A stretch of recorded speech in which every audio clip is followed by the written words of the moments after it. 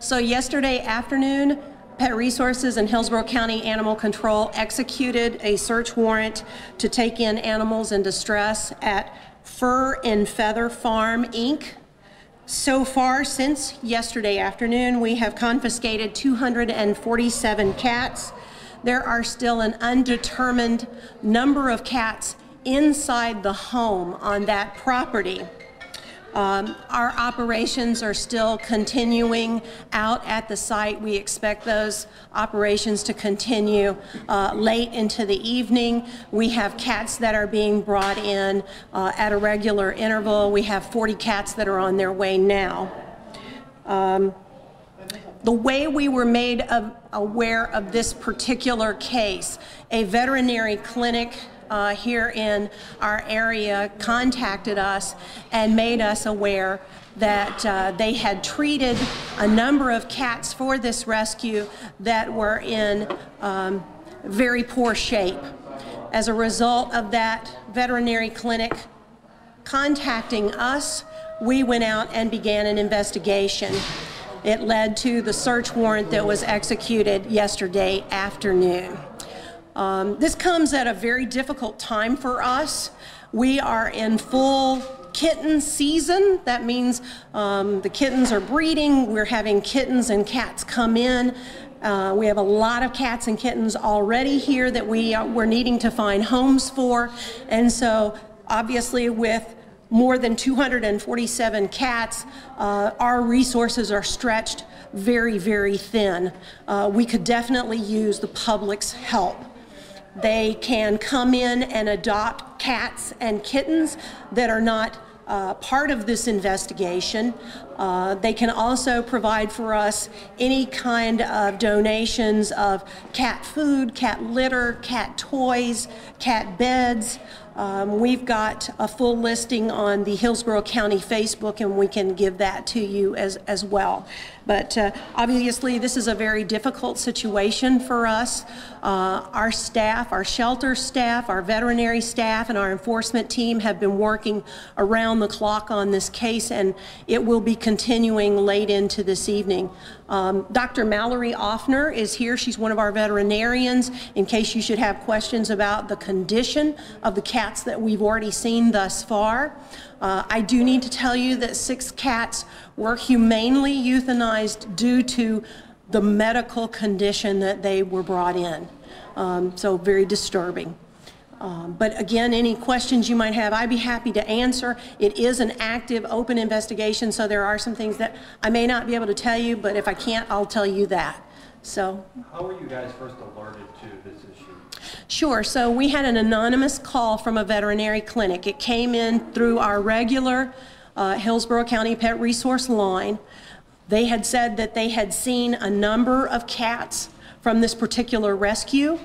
And while I can't go into the treatments or what happened at that time, they were very concerned that not only of the condition of the cats that they saw, but they were very concerned that there were a very large number of cats still with the rescue that would be in bad shape. Can you describe to us the scene? It's a large property. We saw Yes. lots roaming outside. What's the inside of the house look like? I'll be honest with you, we're still trying to get inside the house. The property itself has a lot of filth, a lot of smell. There were cats everywhere, some in very sick conditions. We're trying to get into the house, but I will tell you that the conditions are such that our enforcement team are having to wear personal protection equipment to even work on the property and to help take these cats to safety. Have you seen a case like this? It's been a long time. This is actually one of the largest cases that we've had in our area in quite a long time. And unfortunately, we do see this sort of thing from time to time, but it's always disturbing. The size of this particular case is particularly disturbing. How many more cats do you think are still out there? I know you said there's already like 249. We had originally estimated there might be another 80 cats inside the home. Until we can get into the home, it's hard to say, but we definitely are planning for receiving more cats well into the evening tonight. Can you tell us any more about this nonprofit or the person who runs it? anything about them? I can tell you that that is part of the investigation. I don't have a whole lot of information. I know that they are a rescue. I do know that they've been in the area for a long time, and they are on a property, a very rural property out in Plant City. But I really can't tell you too much more. We're still looking into a lot of the details on this case. How does something get so out of hand?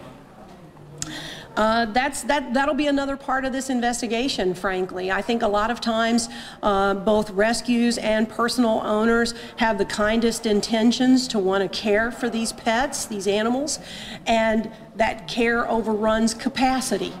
So that'll be part of our investigation, but a lot of times that's the pattern that we see. From what you folks have seen and anyone else on your staff has seen, in your opinion, do you think anyone who has dealings with these cats, the property owner, should be charged with anything, for example, animal neglect or cruelty, anything like that, in your opinion?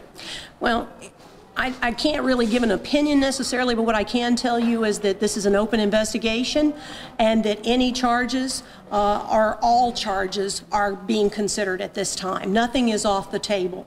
So what we will do is we will complete our investigation. We will put all of that file together into a package. We'll provide it to the state attorney's office, and then we'll have them determine what charges they will follow on this case. But certainly we'd like to see charges.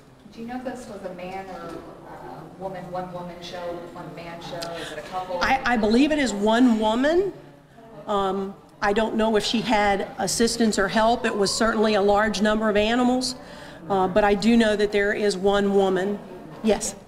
The 6 cats that were put down, can you talk a little bit about their condition? I think I'd like Dr. Offner to do that as the medical expert.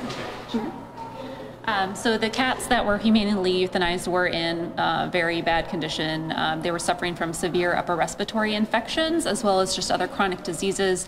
The cats we euthanized were both emaciated, severely dehydrated. They were pale, anemic, covered in parasites.